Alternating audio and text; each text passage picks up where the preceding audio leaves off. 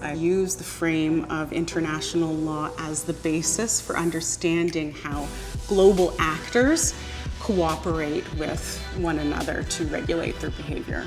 Obviously, there are many places where international law is active. One thing that preoccupies me is this particular juncture at which we find ourselves, where there seems to be the rule of law and law under siege in ways that seemed sort of unimaginable maybe even 5 or 10 years ago. And so what I'm interested in is understanding what makes law resilient in the face of these challenges and what makes it fragile.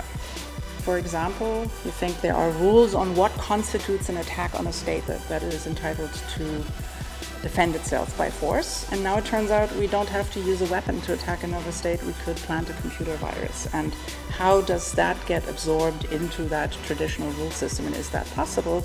In part because the actors that are now capable of doing things that only states used to be able to do could be anyone almost with certain means and certain technologies. Traditionally, international law formed bilateral relationships between individual nation states, but this has changed over time, especially in the 20th century after the Second World War, with the growing use of international organizations such as the United Nations system for collective decision-making to try to make global policy for peace and security, for human flourishing, and so on. International law, we might say, is created now between corporate actors. There are private and public relationships that are being created through international law.